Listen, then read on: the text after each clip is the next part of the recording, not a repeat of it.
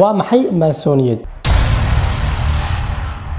maasoniyadu waa urur dahsoon ay maamusho yahuudu waxaana soo jirtay kumaraan sano sidoo kale waxay ku saleysan tahay sixirka waxaana caabudaan ibliis iyo dajaal cawar waana labadii ilaahay quraankiisa ku sheegay dhammaan diimaha dhan cod ay leeyihiin walina saddexda samaawiga ah colnimadoodana way muujisteen diintii tawraad waxay bedeleen talmuud diintii injiil ee nabi ciise waxay bedeleen baybalka diintii islaamka markay arkeen bedeli kar waayeen oo ilaahay quraankiisa ku sheegay inna nahnu nazzalna dhikra wa inna lahu lahafidun anaga ayaa soo dejinay anaga ayaana ilaalinayna ay dadkeedii bedeleen oo ah muslimiinta waxaana markii ugu horeysay ka dhex sameeyeen firqada loo yaqaan shiicada markaas ay islaamkii laba kala jabay oo ah sunni iyo shiico waxaana noqdeen laba col ah oo aan la istusi karin iyaga ayaa ka dambeeyay dumistii khilaafada islaamka ee Cusmaaniyiinta iyaga ayaa ka dambeeyay asaasida dowladda Mareykanka iyaga ayaa ka dambeeyay gumaysiga ugu soo qaaday adduunka iyaga ayaa ka dambeeyay dagaalkii koowaad adduunka iyo kii labaadba iyaga ayaa sameeyay qaramada midoobay oo doonahooda ay ku fushaan iyaga ayaa sameeyay luqadda isku fahmay adduunka oo dhan oo ah English si fariimahooda oo dhan ugu diran adduunka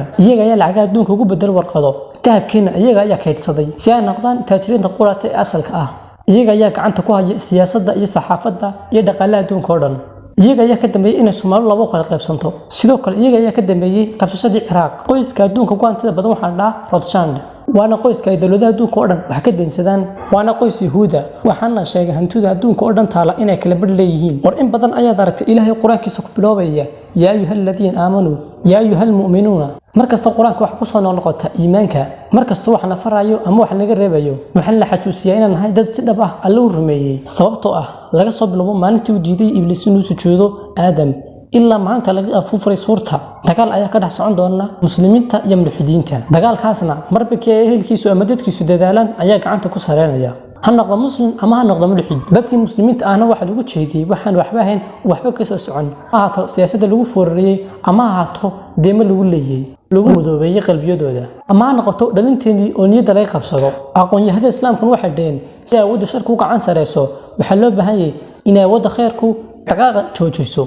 الإسلام كويش أولنا وحوجود بيسي دولة العثمانيين وحنا شايفين مدة كده أما كبدن 7 قرنين وحنا دكسان سحر كمدو كمبالا أفكار عربي ده نقوله سحر الإقبال أفكار هوينا نقوله سحر كمديدة ده يجي أيام ملك اللي دتك يدوم كوع عنسن ها تقار في المانتة مثلا ها تقار كبداع عيارة ها تقار هيسا dad aad ugu fiirsato filmaanta Mareykanka sida Batman iyo Spider-Man markuu Spider-Man uu taagay labadiisa gacmood markuu Spider-Man taagay labadiisa gacmood calaamadaas waa calaamado kamid ah ay isticmaalaan qolada maasonidu sidoo kale Batman labada geesadu kullee madaxna waa qaar kamid ah calaamadoodu taas waxa ku cadeynaysaa dadka faafiya maasoniyada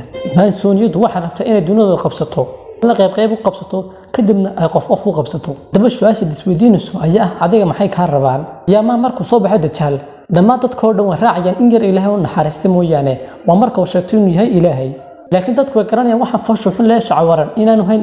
ilaahay abuuray dunida quruxda badan laakiin waxa dadka maamulaya oo dadka socodsiinaya waa iimaankooda sida qof markuu qabriga u galo oo uu maamulo iimaankiisu sidaas darteed dadka oo dhan waxay raacayaan maasoniyada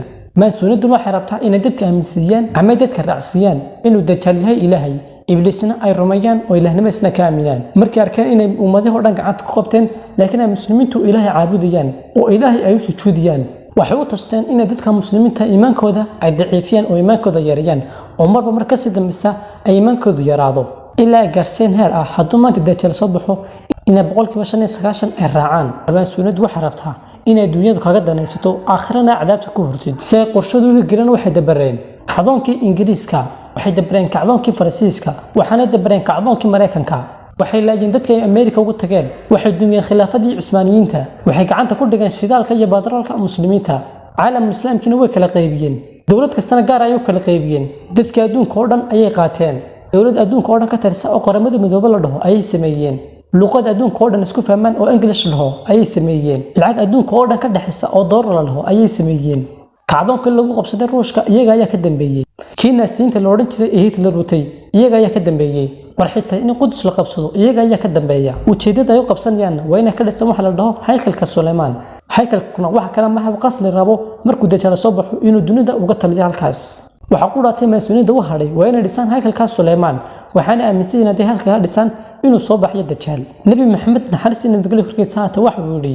diimaha ka soo haray islaamka oo dhan yacni diinta islaamka mooyaane wax kale oo dhan waa isku hal ha iskhilaafaan ama yaan iskhilaafin waa isku hal macnaheedu waxa weeye in la caabudo ibliis ama islaamna uu sameeyay ibliis nabiguna wuxuu yiri dajaal waxa uu soo baxay marka la joojiyo in looga shakiyo dadka ama la joojiyo in dadka laga wacyi galiyo masiixu dajaal waxaanu soo bixi doonaa iyadan cidna aqaanin wax la dhaho masiixu dajaal sidoo kale nabigu wuxuu noo sheegay maalintii la abuuray dunida ilaa maanta ka dhamaanayso dunidu fitnada ugu weyn ee soo baxaysa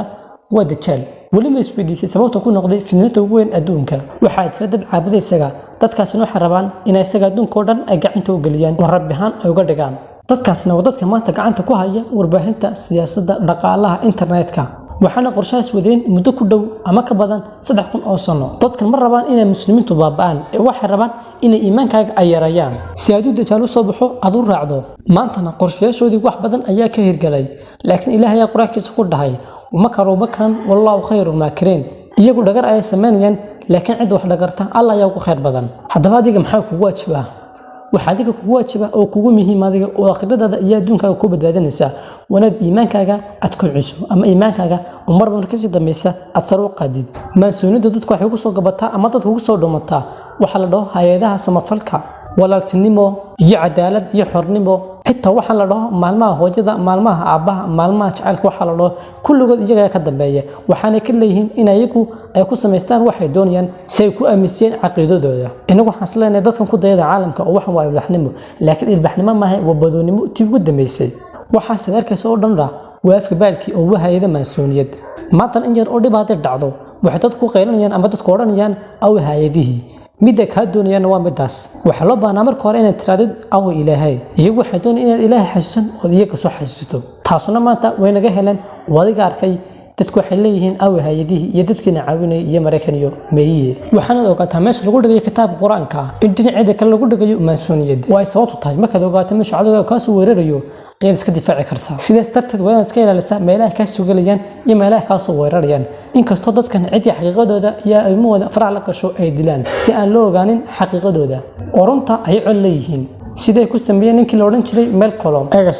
haddana inta noole oo nafi ku jirto waxaan u taaganahay inaan dadkayga xaqiiqada iyo wixii runta aan u sheego laakiin daawada internetka ka raadin waa ka sii jirgaran sababtoo ah halkii warbixin oo sax oo meesha ku taala waxa ka soo dabadiran oo iyaguna ay soo galiyaan kun kale oo beenood oo midnimada ay ka duwan tahay kada qofku uu ku weeraraya uu iska tagaya haddaad meel ka daawanaysa meel ka dhageysanaysidna waa inuu noqdo waxa soo mid taxan ah haddaad doonaysid akhrisidna waxaad akhrisataa taxana la dhaho alqaadimuun ay qoreen laba nin oo turki ah dadkan calaamadoodan aad ayuu badan yihiin ilaa ay soo gaarsiin heer calaamadoodu ay masaajidda rooga lagu tukado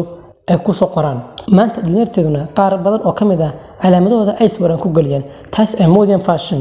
laakiin qofka daarto soo sawiranta nooca ku galiya ama sidaas sawiraan ku galiya ma hayno ka tirsadeen maasuunada micnoodu intooda badanna jaahilnimo ayaa u geysa laakiin wajaan dad badan oo ka tirsan oo sawiranta noocaas u gala waana dadka bulshadeena ku soo dhaxtara waxaan rajaynayaa inaad si wacan u fahantay maasuuniyadu waxay tahay sidoo kale waxaan isku dayi doonaa in badan oo kamid ah xaqiiqooyinkooda iyo calaamadooda iyo astaamoodaba aan ka soo sameeyo muuqaalo kala badan daawada intaas ay maanta nagu eegyahay barnaamijkeennii